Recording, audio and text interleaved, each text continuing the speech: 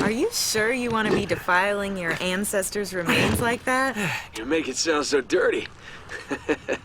Besides... If little Mikey Walsh and his buddies Mouth and Chunk would have had guns and stronger upper bodies, they probably would have done things like this. This is the spectacular Uncharted Drake's Fortune for the PlayStation 3. And this is basically the Goonies, only with a lot more bullets and a lot less sloth. It's kind of a long story.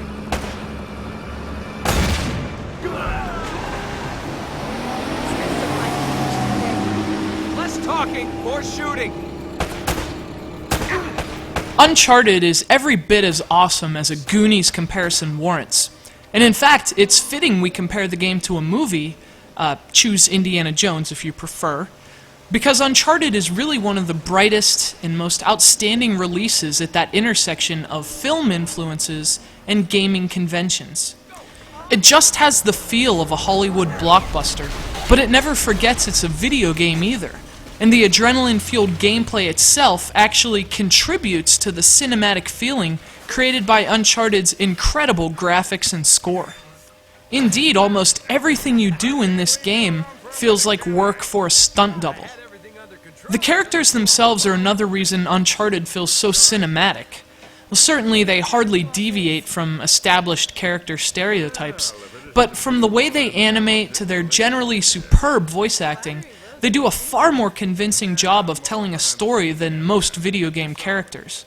It's obvious touches like these, and even smaller ones as well, which keep the game's cinematic atmosphere consistent and engaging.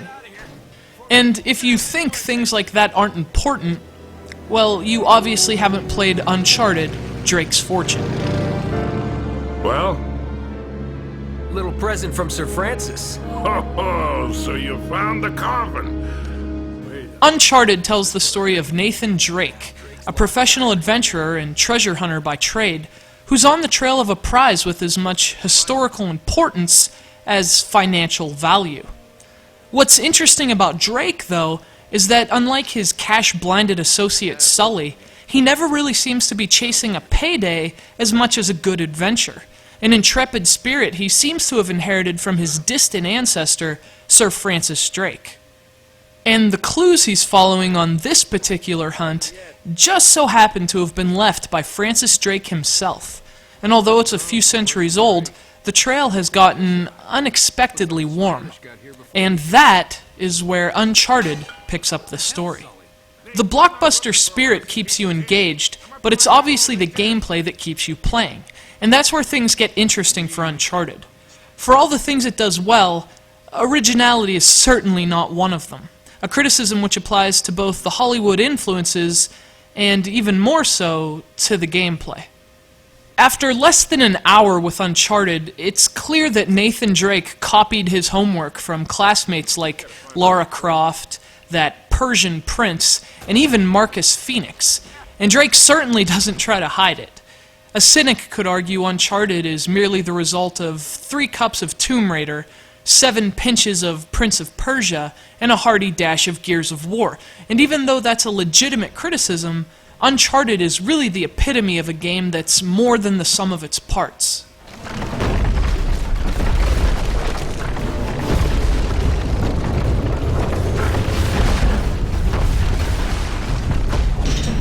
This is an action-adventure hybrid spliced with plenty of acrobatic platforming and third-person shooting. But unlike other games which try to be so ambitious in their unoriginality, Uncharted makes modifications and improvements to the mechanics it so liberally borrows.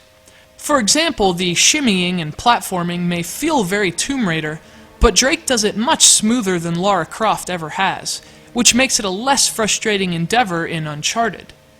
And while some of the acrobatics are obviously Prince of Persia inspired, the platforming passages are integrated into the game's environments a little more effectively in Uncharted. In the Prince of Persia games, for example, it's always clear where the prince needs to go, and in terms of design it can sometimes feel a little contrived. But in Uncharted, you at least feel like your options are greater because the intended routes blend into the game world.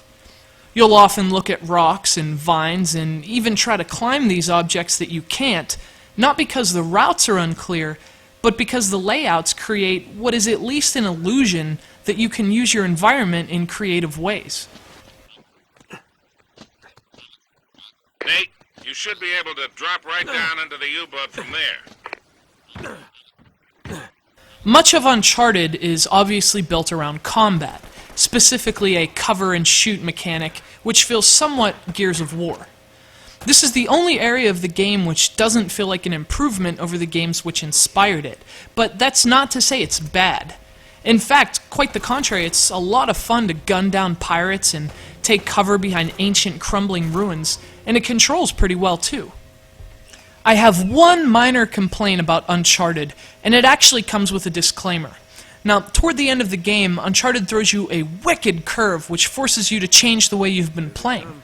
And I love that the game makes you drop the cover and shoot approach you'd been relying on for about 3/4 of the experience. And I won't spoil anything here, but it does so with an unexpected twist that, in terms of surprise, is just an awesome touch. Rather, my problem with this twist is that it feels completely separated from everything Uncharted had established from a narrative and atmospheric perspective. It's functionally awesome, but personally I just don't like the design choice behind it. But to be honest, that's an admittedly minor complaint against what is easily one of the most enjoyable and entertaining games on Sony's platform, and quite frankly, one of the most beautiful looking games of this generation.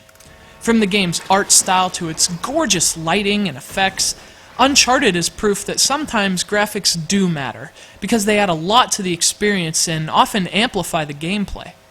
If you're itching for some treasure hunting and ruin spelunking, I just can't recommend this game enough. It's derivative in just about every possible way, but Uncharted Drake's Fortune is way too engaging and way too much fun for that to matter.